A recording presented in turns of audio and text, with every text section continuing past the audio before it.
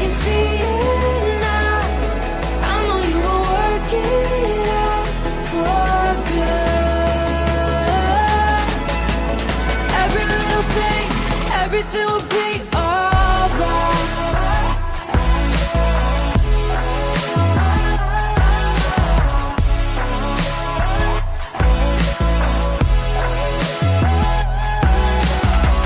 Behind the scenes and in the details, you plan the perfect way for me.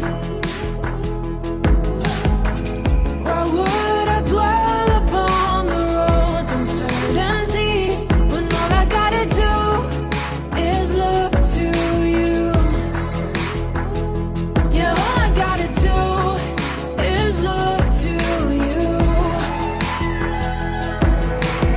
Every little thing's gonna be alright. Every little thing's gonna be just fine. Whether I can see it now, I know you will work it out for good. Every little thing, everything will be alright.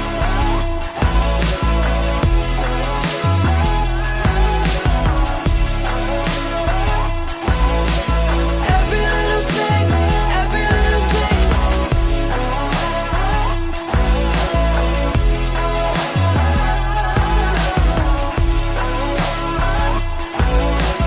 Every little thing, everything will be alright. Hey God, I know you don't need no one to advise you. You probably do a better job running the world than I do. I just thought I'd remind you, I've been trying to find you. It feel like Satan working overtime, times two. They say if it doesn't kill you, that refines you. But I'm trying to live, and that's bigger than survival. It's been a long night, it's been a long fight. So just remind me now, everything will be alright.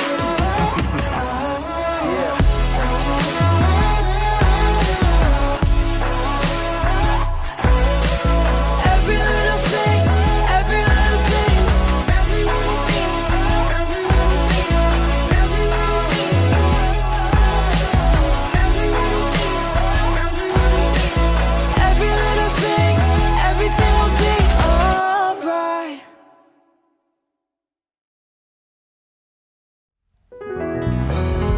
Oke, shalom semuanya. Shalom teman-teman. Apa kabar semuanya? Kita percaya bahwa kita ada di tengah-tengah kalian di sini. Dimanapun kita berada, dimanapun kalian berada, di rumah, kantor, ataupun di mana. Tapi kita percaya bahwa ketika kita beribadah dengan Tuhan, Tuhan ada di tengah-tengah kalian. Tuhan ada di hatimu. Mari saatnya kita akan mulai ibadah kita hari ini. Mari kita siapkan hati kita. Kita mau bawa hati, kita mau menyembah Tuhan. Terima kasih Bapa, terima kasih Yesus. Kiranya Tuhan, pada saat ini Tuhan, kami mau bawa hati kami Bapa. Kami mau bawa kerinduan kami Tuhan, untuk menyembah dan memuji-Mu Yesus. Kami juga berdoa Bapa, buat teman-teman yang saat ini Tuhan, jika mereka mengalami kesakitan Tuhan, sakit Tuhan, biarlah Kau jamah, Kau sembuhkan Tuhan di dalam nama Yesus. Yang lemah Tuhan Kau kuatkan Tuhan, yang punya pergumulan Tuhan, biar Kau urapi mereka Tuhan, Kau bantu mereka Tuhan. Dan saatnya Tuhan, kami akan menyembah dan memuji-Mu Yesus. Beracara Roh Kudus, lawat setiap kami Tuhan, dimanapun kami berada Tuhan. Tapi ketika kami berkumpul Tuhan, dalam nama-Mu Tuhan, Engkau ada di hati kami Tuhan. Terima kasih Tuhan di dalam nama Yesus Kristus. Haleluya, amin. Mari kita bawa pujian ini dengan hati kita, dengan sikap hati kita, dengan segenap kerinduan kita. Kita percaya bahwa Tuhan yang menguatkan kita. Terima kasih Tuhan.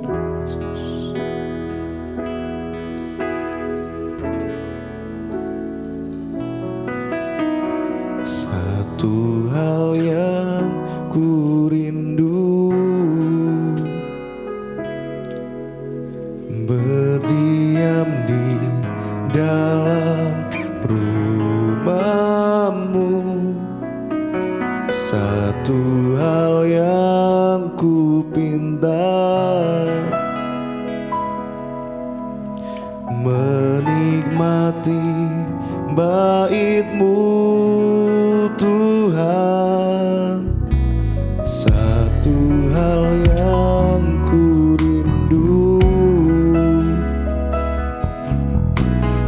berdiam di dalam rumah-Mu. Satu hal yang ku pinta, menikmati bait-Mu Tuhan. Lebih baik satu hari di pelataran-Mu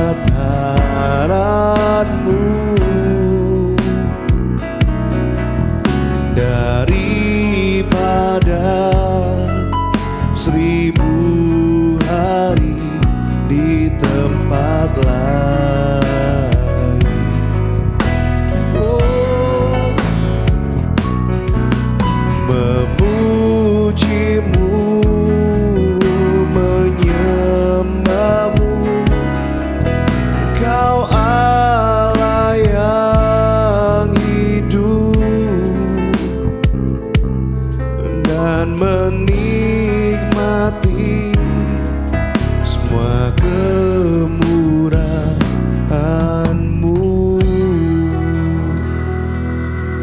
Mari kita bawa hati kita, katakan satu hal yang ku rindu.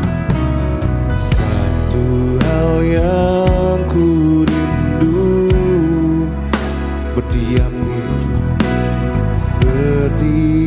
di dalam rumah-Mu. Satu hal yang ku minta, menikmati bait-Mu Tuhan. Lebih baik satu hari di pelataran-Mu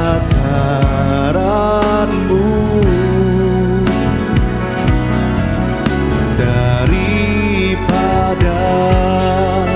1000 hari di tempat lain. Kami memuji-Mu Tuhan, memuji-Mu, menyembah-Mu, Kau Allah yang hidup, menikmati semua kemurahan-Mu.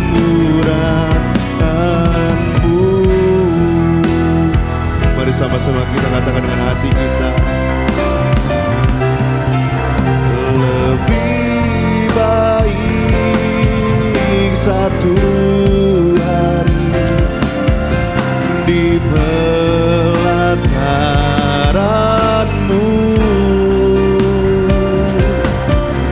daripada 1000 hari di tempat lain. Kami memuji-Mu Yesus, memuji-Mu, menyembah-Mu, Kau Allah yang hidup, dan menikmati semua kemurahan-Mu,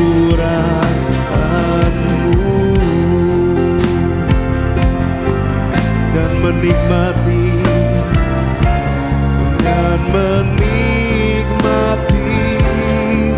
semua kemurahan-Mu.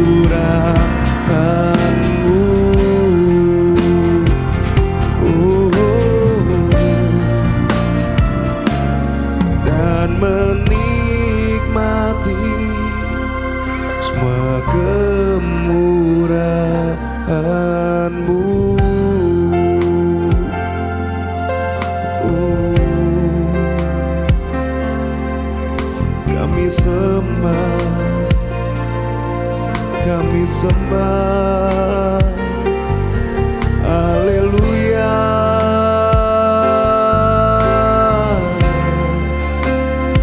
Syukur Yesus.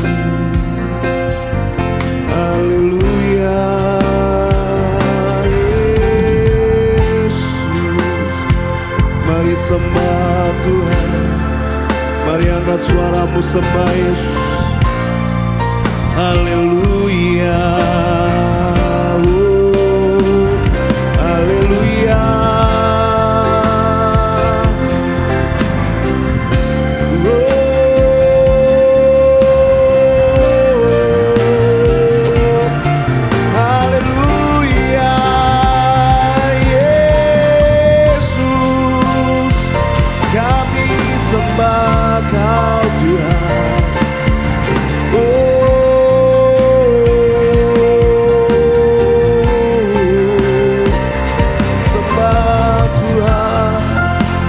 Angkat suaramu sembah Yesus.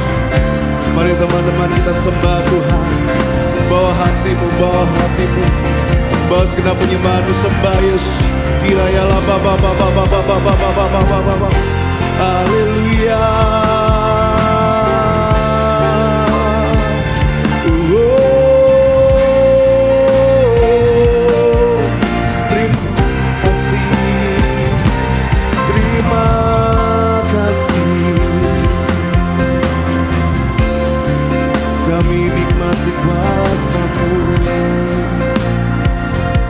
Kuasa-Mu nyata Tuhan.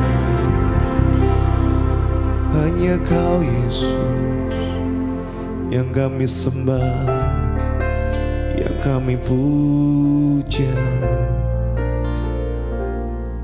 Haleluya. Mari angkat suaramu sembah Tuhan. Walaupun kita terpisah, walaupun kita gak secara langsung, tapi kita percaya bahwa Tuhan melawat setiap hati kita. Tuhan menguatkan di saat engkau lemah. Tuhan menyembuhkan di saat engkau sakit. Tuhan yang menghibur ketika engkau sedih. Mari teman-teman, kita bawa hati kita menyembah Tuhan. Kita bawa hati, kita bawa hidup kita. Ini aku Tuhan. Kami mau menikmati hadirat-Mu Yesus. Engkau jamah Tuhan, Engkau jamah Tuhan. Dan kami mau kagum Tuhan akan Engkau Yesus. Biarlah Tuhan saat ini Tuhan, kami mau nyatakan Engkau Yesus. Kami mau mengagumi Engkau Tuhan. Terima kasih Yesus.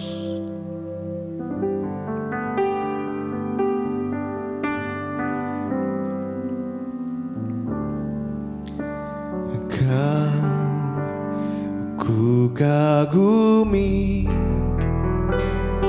dalam hati, kasih-Mu tiada duanya. Sampai kini ku akui, kasih-Mu tiada duanya. Ku kagumi dalam hati, kasih-Mu tiada duanya. Sampai kini ku akui, kasih-Mu tiada duanya. Mari angkat suaramu sembah Tuhan. Katakan kau ku kagumi Tuhan. Kau ku kagumi dalam hati, kasih-Mu tiada duanya. Sampai kini ku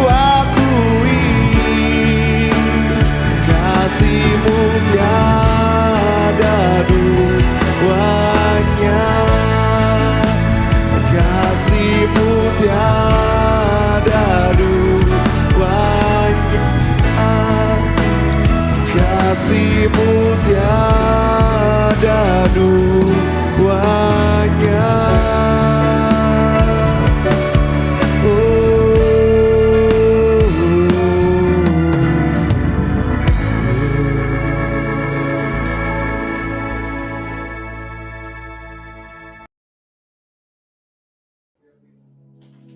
Shalom, selamat malam teman-teman di Christ Nation. Senang saya bisa berjumpa lagi dengan kalian semua. Dan malam hari ini kita akan bersama-sama belajar tentang pertumbuhan rohani. Kita belajar tentang bagaimana untuk bertumbuh. Kita harus menjadi orang yang memberikan diri kita untuk melayani orang lain. Nah, kata pertumbuhan atau growth itu merupakan satu proses. Jadi bukan satu peristiwa yang sekali, tetapi ada satu kesinambungan. Ada pertumbuhan, ada progres yang harus terlihat. Seperti halnya seorang manusia bertumbuh dari seorang anak-anak, lalu dia menjadi seorang remaja, dan setelah itu dia akan menjadi seorang yang dewasa. Nah, bila kita bicara tentang pertumbuhan dan melayani, menjadi dewasa dan melayani, maka muncul sebuah pertanyaan. Pertanyaan itu adalah begini: apakah kita menjadi dewasa terlebih dahulu baru melayani, atau kita bisa menjadi dewasa dengan melayani? Saya ulangi lagi. Pertanyaannya adalah menjadi dewasa dulu baru melayani, atau kita menjadi dewasa dengan kita melayani? Saya ingin mengajak kita membaca firman Tuhan dalam Matius 26 ayat 20 ayat 26 sampai 28. Dikatakan demikian: tidaklah demikian di antara kamu, barang siapa ingin menjadi besar di antara kamu, hendaklah ia menjadi pelayanmu. Dan barang siapa ingin menjadi terkemuka di antara kamu, hendaklah ia menjadi hambamu. Sama seperti anak manusia datang bukan untuk dilayani, melainkan untuk melayani dan untuk memberikan nyawanya bagi tebusan banyak orang. Di sini Tuhan Yesus menyatakan tujuannya untuk apa dia datang ke dunia. Tuhan Yesus datang ke dunia untuk menjadi seorang pelayan, untuk melayani. Dia datang bukan untuk dilayani, tetapi dia datang untuk memberikan hidupnya. Dia melayani umat manusia, bahkan dia menyediakan dirinya untuk menjadi tebusan bagi banyak orang. Nah, dalam 1 Yohanes 3 ayat 16 dikatakan demikian. Rasul Yohanes berkata, demikianlah kita ketahui kasih Kristus, yaitu bahwa ia telah menyerahkan nyawanya untuk kita, jadi kita pun wajib menyerahkan nyawa kita untuk saudara-saudara kita. Nah, teman-teman, di sini kita belajar bahwa kita hidup meneladani Yesus. Kalau Yesus datang ke dunia dan dia menyerahkan nyawanya, maka Tuhan pun menginginkan kita juga mengikuti jejak langkahnya. Kita memberikan kehidupan kita, kita menyerahkan diri kita. Mungkin kita tidak sampai harus menyerahkan nyawa kita atau kita mati buat orang lain, tetapi Tuhan mau agar kita menyerahkan diri, menyerahkan hidup kita untuk kita bisa melayani orang lain. Nah, teman-teman yang dikasihi Tuhan, satu kali Yohanes dan Yakobus, yang kita kenal sebagai dua orang murid yang paling dekat hubungannya dengan Yesus selain Petrus, pernah meminta ibu mereka untuk berbicara kepada Yesus agar mereka mendapatkan posisi istimewa di kerajaan sorga. Lewat ibunya, Yohanes dan Yakobus minta agar mereka bisa ditempatkan di sebelah kiri atau sebelah kanan dari Tuhan Yesus. Nah, kita tahu bahwa Yesus adalah teladan tertinggi seorang pelayan yang sejati. Ia meninggalkan kemuliaannya untuk menjadi hamba yang melayani, bahkan rela memberikan nyawanya untuk manusia. Yang tadi Tuhan katakan bahwa barang siapa ingin menjadi besar, barang siapa ingin menjadi terkemuka di antara kamu, hendaklah ia menjadi hambamu. Ini adalah jawaban Tuhan terhadap permintaan Yohanes dan Yakobus, yaitu mereka ingin menjadi orang yang diistimewakan di kerajaan sorga. Tapi Tuhan bilang, orang yang ingin menjadi besar, orang yang ingin menjadi terkemuka, dia harus menjadi seorang hamba. Dia harus mau melayani, karena Yesus sendiri datang untuk melayani dan bukan untuk dilayani. Saudara, Yesus memanggil dan memilih ke-12 murid-muridnya pada saat mereka masih seseorang atau manusia yang masih egois, masih belum dewasa secara rohani, masih kekanak-kanakan.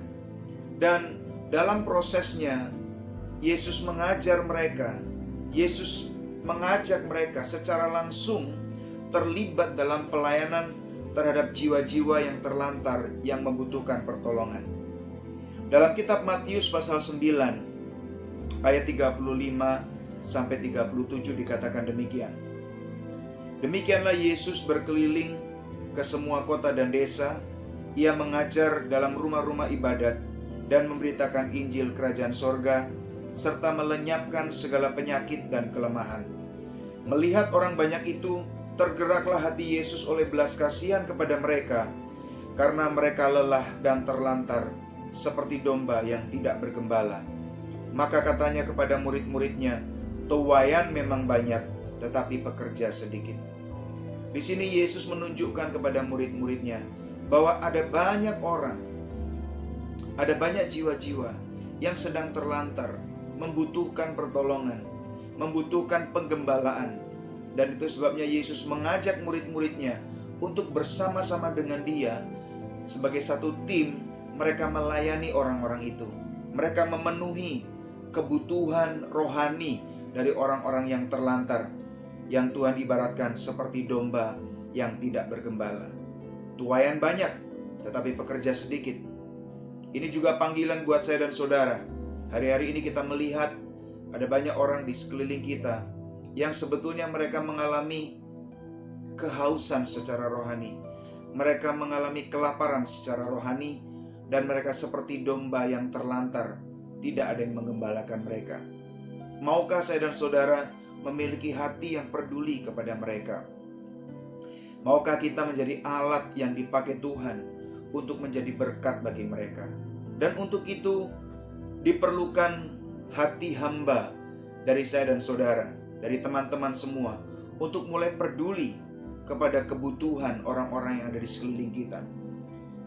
Murid-murid Yesus bukanlah orang-orang yang sempurna. Waktu mereka sudah mengiring Tuhan, bahkan satu kali mereka pernah bertengkar dalam sebuah perjalanan ke kota Kapernaum.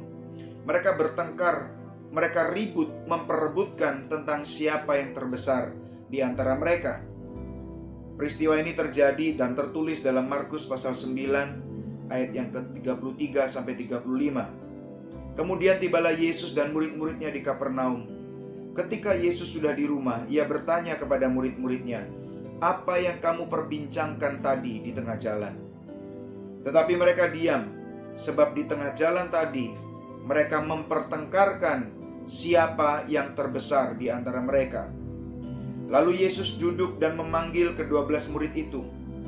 Katanya kepada mereka, "Jika seseorang ingin menjadi yang terdahulu, hendaklah ia menjadi yang terakhir dari semuanya dan pelayan dari semuanya." Saya ulangi, jika seseorang ingin menjadi yang terdahulu, hendaklah ia menjadi yang terakhir dari semuanya dan pelayan dari semuanya. Tuhan menjungkir balikan konsep menjadi yang terbesar. Kalau dunia berkata orang yang terbesar adalah orang yang memiliki jabatan tinggi, orang yang dipuja, orang yang dilayani oleh banyak orang. Tapi di sini Tuhan berkata, kalau kamu ingin menjadi yang terdahulu, kalau kamu ingin menjadi yang terbesar, maka kamu harus menjadi yang terakhir dan menjadi pelayan dari semuanya. Teman-teman yang dikasihi Tuhan, melayani, menyerahkan diri untuk melayani adalah proses yang mutlak diperlukan untuk menjadi dewasa. Saya ulangi, melayani adalah proses yang mutlak, yang harus ada dalam rangka perjalanan kita untuk menjadi dewasa secara rohani. Seseorang tidak akan pernah mencapai kedewasaan rohani jika ia tidak mulai belajar menjadi seorang hamba yang melayani. Orang-orang yang berpikir bahwa dengan berpuasa, berdoa, mempelajari Alkitab, menguasai Alkitab, maka mereka akan menjadi seorang pelayan. itu adalah sesuatu hal yang justru hanya menghasilkan kesombongan rohani. Orang-orang yang suka berpuasa, suka berdoa, suka membaca Alkitab, bahkan mengetahui banyak isi Alkitab, tetapi kalau mereka tidak melayani, maka mereka akan menjadi orang-orang Farisi. Mereka akan menjadi orang-orang yang merasa dirinya lebih baik daripada orang lain. Mereka menjadi seperti orang yang ada dalam kelompok elit eksklusif, karena mereka punya banyak waktu untuk berpuasa dan berdoa. Berpuasa baik, berdoa baik, membaca Alkitab itu baik. Tetapi setelah itu semua kita lakukan, kita harus terjun, kita harus mau melayani orang, kita harus memberikan diri kita untuk menjadi hamba bagi orang lain. Ingat beberapa kali Tuhan menegur orang-orang Farisi dan ahli-ahli Taurat, karena mereka punya banyak pengetahuan. Mereka menuruti aturan-aturan agama, mereka memberikan perpuluhan, mereka berdoa di tempat-tempat umum. Tapi Tuhan berkata bahwa mereka adalah orang-orang munafik. Kenapa? Karena mereka hanya melakukan peraturan agama, tetapi mereka tidak punya hati yang melayani orang lain. Bahkan orang-orang Farisi ini adalah orang-orang yang suka menghakimi orang lain, suka mencari kesalahan orang lain. Kalau melihat orang berdosa, mereka langsung menghakimi. Seperti satu kali mereka membawa perempuan yang kedapatan berzina dan melemparkannya di depan Yesus. Tetapi orang-orang yang melayani, orang-orang yang seperti Yesus, waktu melihat orang berdosa, waktu melihat orang yang membutuhkan pertolongan, maka orang-orang yang punya hati melayani tidak menghakimi mereka, tetapi menerima mereka apa adanya dan membawa mereka untuk mengenal Tuhan. Saudara yang dikasihi Tuhan, selama mengikut Yesus, murid-muridnya dipaksa, saya suka menggunakan kata, mereka dipaksa untuk mendahulukan kepentingan orang lain. Mereka dipaksa untuk melayani dan memenuhi kebutuhan orang lain. Dalam Matius pasal 14, ayat 14 sampai ayat yang ke-16, dikatakan demikian. Ketika Yesus mendarat, ia melihat orang banyak yang besar jumlahnya, maka tergeraklah hatinya oleh belas kasihan kepada mereka, dan ia menyembuhkan mereka yang sakit. Menjelang malam, murid-muridnya datang kepadanya dan berkata, tempat ini sunyi dan hari sudah mulai malam. Suruhlah orang banyak itu pergi, supaya mereka dapat membeli makanan di desa-desa. Tetapi Yesus berkata kepada mereka, tidak perlu mereka pergi. Kamu harus memberi mereka makan. Saudara, di sini kita lihat bahwa pada satu kali, waktu hari sudah menjelang malam, Yesus dan murid-muridnya baru saja melayani orang yang begitu besar jumlahnya, banyak orang yang sakit dan dia menyembuhkan banyak orang. Maka waktu hari mulai malam, murid-muridnya berkata, Tuhan, hari sudah mulai malam, suruhlah orang itu pergi supaya mereka dapat membeli makanan di desa-desa. Murid-murid ingin segera beristirahat. Murid-murid ingin segera melepaskan kepenatan setelah seharian melayani. Tetapi yang mengejutkan mereka adalah Tuhan berkata kepada mereka, tidak perlu mereka yang pergi, kamu yang harus memberi mereka makan. Dan pasti dalam pikiran murid-murid itu adalah bagaimana caranya kita memberi makan sebegitu banyak orang. Tapi kita tahu semua bahwa setelah itu Tuhan melakukan mujizat di mana Dia menggunakan sedikit roti dan sedikit ikan untuk memberi makan ribuan orang. 2 roti dan 5 ekor ikan memberi makan 5.000 orang laki-laki. Saudara yang dikasihi Tuhan, Tuhan sengaja menghadapkan murid-muridnya pada situasi di mana mereka diajak untuk tidak mementingkan diri sendiri, tetapi mulai memikirkan kebutuhan orang lain. Murid-murid pasti ingin istirahat, tapi Tuhan berkata, ayo kasih mereka makan. Bagaimana caranya supaya mereka pulang dari tempat ini dan mereka tidak dalam kondisi perut yang kosong. Syarat mutlak untuk bisa melayani sesama adalah kerendahan hati. Murid-murid itu diajar untuk rendah hati, untuk tidak mengutamakan kepentingan diri sendiri, tetapi mengutamakan dan mendahulukan kepentingan orang lain. Rela untuk menjadikan kebutuhan orang lain itu sebagai perhatiannya. Kita seringkali dihadapkan pada situasi Mungkin kita merasa bahwa kita sudah lelah, kita sudah melakukan banyak hal, tapi situasi meminta kita untuk kita juga mulai memperhatikan orang lain. Disitulah diperlukan kerendahan hati untuk kita tetap taat kepada Tuhan, dan kita tetap melakukan apa yang Tuhan ingin kita lakukan. Saudara, ada sebuah pernyataan, ada sebuah kalimat yang berkata begini: humility is not thinking less of yourself, it is thinking yourself less. Kalau diterjemahkan, kata-kata ini berarti begini: kerendahan hati bukanlah berpikir kurang tentang diri Anda sendiri, tetapi kerendahan hati adalah kurang memikirkan diri Anda sendiri. Saya ulangi, kerendahan hati bukanlah berpikir kurang tentang diri Anda sendiri, tetapi kerendahan hati adalah kurang memikirkan diri Anda sendiri. Sepintas kedua kalimat ini terdengar mirip, tetapi ada sebuah perbedaan. Orang yang berpikir kurang tentang diri sendiri adalah orang yang selfish, orang yang maunya diperhatikan, orang yang sukanya menjadi pusat perhatian, orang yang ingin selalu dipuji-puji oleh banyak orang. Nah, orang seperti ini, orang yang selfish ini, orang yang minta diperhatikan, biasanya adalah orang-orang yang tidak pandai bersyukur. Dia selalu melihat ada hal yang kurang dari dirinya. Dia selalu merasa dia belum memiliki apa yang sudah dimiliki orang lain. Orang yang selfish akan membandingkan dirinya dengan orang lain, dan setelah dia membuat perbandingan akan timbul rasa iri, rasa cemburu dalam dirinya. Orang seperti ini, orang yang berpikir kurang tentang diri sendiri adalah orang yang susah lihat orang senang dan senang lihat orang susah. Saya percaya teman-teman semua yang di Christ Nation adalah orang-orang yang bukan seperti ini. Kita adalah orang-orang yang senang kalau melihat orang lain senang, dan kita mengucap syukur kalau melihat teman kita diberkati, dan kita juga tidak menjadi iri atau cemburu kalau melihat orang lain yang dipuji. Saudara, sebaliknya, orang yang kurang memikirkan diri sendiri adalah orang yang memikirkan kebutuhan orang lain. Adalah orang yang sudah merasa cukup, orang yang puas dengan apa yang sudah dia miliki.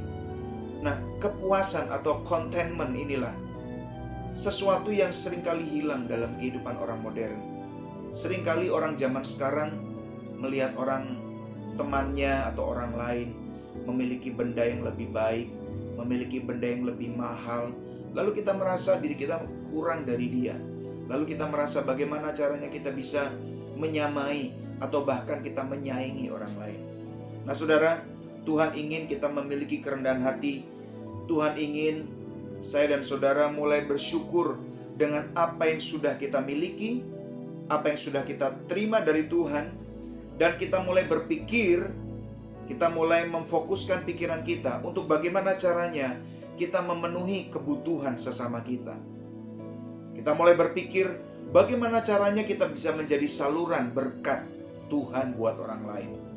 Saya percaya kalau kita merindukan menjadi saluran berkat, maka Tuhan akan mengalirkan berkat-Nya dan kita akan menyalurkan berkat Tuhan itu kepada orang lain. Sebelum berkat itu sampai ke orang lain, berkat itu akan kita nikmati terlebih dahulu. Tapi ingat, berkat itu bukan untuk kita kumpulkan. Berkat itu bukan untuk diri kita sendiri, tapi berkat itu untuk kita salurkan kepada orang lain. Jadi, indikator utama atau tanda utama kedewasaan rohani adalah orang yang dewasa rohani adalah orang yang rendah hati. Saudara, seringkali dalam kehidupan ini kita sudah berbuat baik, kita sudah bekerja dengan baik, tetapi yang mendapatkan pujian adalah orang lain, yang mendapatkan kredit adalah teman kita, mereka yang dipuji.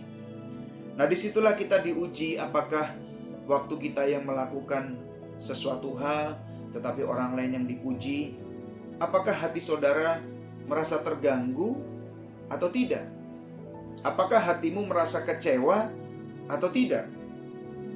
Kalau kita masih merasa hati kita kecewa karena orang yang dipuji sedangkan yang bekerja kita, maka berarti kita belum memiliki kerendahan hati. Berarti kita belum menjadi orang yang dewasa secara rohani. Tetapi kalau saudara melakukan seperti yang Tuhan inginkan, yaitu dalam Kolose 3:23, apapun juga yang kamu perbuat, perbuatlah itu seperti untuk Tuhan dan bukan untuk manusia. Maka waktu saudara melakukan hal-hal yang baik, saudara sudah melakukan pelayanan dan saudara tidak dipuji, saudara tidak kecewa. Karena saudara tahu, saudara melakukannya untuk Tuhan dan bukan untuk dipuji oleh manusia. Disinilah sifat kerendahan hati, sifat rendah hati ini akan menjadi tanda apakah saudara menjadi orang yang dewasa rohani atau tidak. Kita melayani bukan untuk mendapatkan pujian. Kita melayani sebagai ungkapan kasih kita, sebagai ekspresi bahwa kita mengasihi Tuhan dan kita bersyukur untuk berkat-berkat yang Tuhan sudah berikan kepada kita. Kita bersyukur untuk keselamatan yang Tuhan sudah berikan kepada kita. Dan kita nyatakan itu dengan kita melayani Tuhan meskipun tidak dipuji, meskipun orang tidak memberikan kredit kepada kita, tidak membuat kita diangkat tinggi, tetapi kita berkata, semua yang aku lakukan, semuanya aku lakukan buat Tuhan. Itu adalah ciri utama, indikator utama bahwa orang itu sudah dewasa rohani dan dia memiliki kerendahan hati. Saudara yang dikasihi Tuhan, standar kerendahan hati kita adalah sama seperti Yesus. Dalam Filipi 2 ayat 5-8 dikatakan, hendaklah kamu dalam hidupmu bersama menaruh pikiran dan perasaan yang terdapat juga dalam Kristus Yesus, yang walaupun dalam rupa Allah tidak menganggap kesetaraan dengan Allah itu sebagai milik yang harus dipertahankan, melainkan telah mengosongkan dirinya sendiri dan mengambil rupa seorang hamba dan menjadi sama dengan manusia. Dan dalam keadaan sebagai manusia, ia telah merendahkan dirinya dan taat sampai mati, bahkan sampai mati di kayu salib. Itulah gambaran, itulah teladan seorang hamba yang melayani sampai memberikan dirinya, sampai mati di kayu salib. Saudara, Tuhan memanggil kita untuk mengikuti jejaknya. Tuhan memanggil kita untuk merendahkan diri, menjadi hamba bagi sesama, memberikan kehidupan kita bagi orang lain. Dan saya percaya apabila kita mengikuti kehendak Tuhan, apabila kita melakukan kehendak Tuhan, maka kita akan mengalami satu kehidupan yang luar biasa. Kita akan menjalani satu kehidupan yang penuh dengan makna. Hidup ini kita jalani bukan hanya sekedar hidup, tetapi hidup ini kita jalani dan kita menemukan ada makna kehidupan, ada arti dalam kehidupan yang sedang kita jalani. Goal utama kedewasaan rohani adalah kita menjadi seperti Yesus. Dan ingat bahwa kita akan menjadi dewasa secara rohani pada waktu kita mulai melayani. Jangan menunggu aku akan dewasa dulu baru melayani. Mulailah sekarang dengan apa yang saudara punya. Saya percaya kita semua diberkati Tuhan dengan karunia, dengan bakat. Tuhan pasti memberikan kelebihan-kelebihan kepada kita. Pakai itu. Masuk dalam pelayanan, mulai memperhatikan kebutuhan orang lain, dan mulai untuk menjadi saluran berkat Tuhan. Saya percaya progres akan terjadi, pertumbuhan rohani akan terjadi. Kita yang tadinya selfish, kita yang tadinya egois, kita akan semakin hari semakin serupa dengan Tuhan. Saya percaya Roh Kudus akan menolong kita. Roh Kudus akan memampukan kita, seperti Dia membentuk murid-muridnya selama 3,5 tahun. Dan pada akhirnya mereka dipenuhi oleh Roh Kudus, sehingga mereka bisa menjadi pelayan-pelayan. Mereka memberikan hidup mereka. Sebagian besar dari murid-murid itu mati karena imannya kepada Tuhan. Mereka melayani Tuhan dan memberikan seluruh hidupnya. Mereka mengikuti jejak Kristus, memberikan nyawanya untuk orang lain. Dan saya percaya kedewasaan rohani akan berjalan seiring dengan pelayanan kita. Waktu engkau melayani, engkau akan bertumbuh. Waktu engkau memberikan diri, engkau akan mulai diangkat lebih tinggi oleh Tuhan. Engkau akan mulai belajar menjadi serupa dengan Tuhan. Dan pada akhirnya nanti kita akan mengalami satu kehidupan di mana kita menjadi dewasa, menjadi serupa sama seperti Tuhan Yesus Kristus. Haleluya. Tuhan Yesus memberkati kita semua. Shalom.